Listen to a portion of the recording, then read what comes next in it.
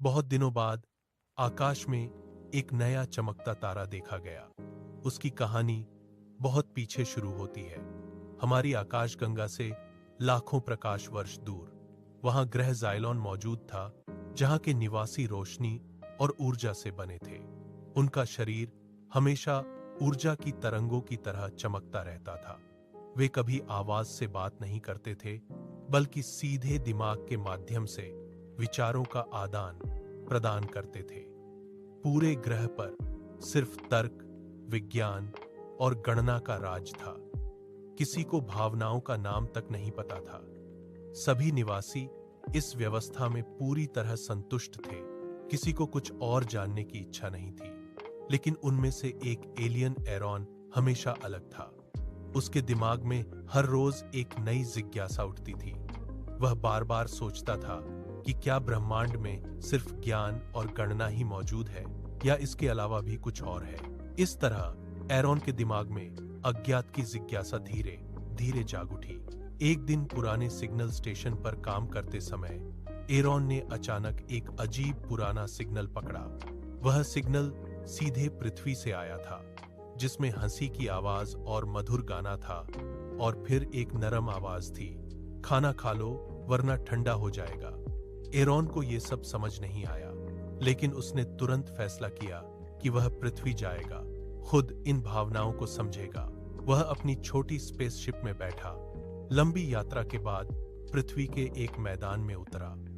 16 साल के लड़के का रूप लेकर उसने अपना नया नाम रखा आरव। पहले ही दिन स्कूल के बाहर रोहन उससे मिला। नया देखकर दोस्ती का प्रस्ताव दिया। दिन बीतते गए, एरॉन ने हर नई भावना को सीखा। वह पहली बार गोलगप्पे खाकर हंसा, कम नंबर आने पर उदास हुआ। रोहन के पिता की बीमारी सुनकर उसकी छाती में पहली बार दूसरे का दर्द महसूस हुआ।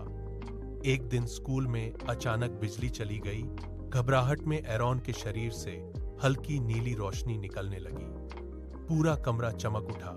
रोहन डरकर पूछ बैठा, तू क्या है? एरॉन का असली रूप खुल चुका था। संकट आ गया था। उसी रात नदी के किनारे एरॉन ने रोहन को पूरी कहानी सुनाई। ज़ाइलोन के वैज्ञानिक उसे पहले से ट्रैक कर रहे थे। उन्होंने भावनाओं को खतरनाक वायरस माना, पृथ्वी को नष्ट करने का फैसला किया था। एरॉन के सामने दो रास्ते थे, या तो वापस ज़ाइलोन लौट जाए, या पृथ्वी और अपने दोस्त को बचाए। उसने बिना एक पल सोचे दूसरा रास्ता चुना। उसने अपनी पूरी ऊर्जा इकट्ठी की, आकाश की ओर उठा और ज़ाइलोन के हमले को रोक दिया। इसके लिए उसे खुद को खत्म करना पड़ा। नीचे खड़ा रोहन पूरी ताकत से चिल्लाया, आरव। एरॉन मुस्कुराया और बोला, अब मैं सच में जिंदा हूं। फिर वह रोशनी बनकर आकाश में खो गया। कुछ साल बाद रोहन बड़ा हो गया। एक रात छत पर लेटकर उसने आकाश में एक नया चमकता तारा देखा। वह मुस्कुराया और बोला, तू गया नहीं है ना। तारा हल्का सा चमका, जैसे जवाब दे रहा हो, दोस्ती कभी खत्म नहीं होती।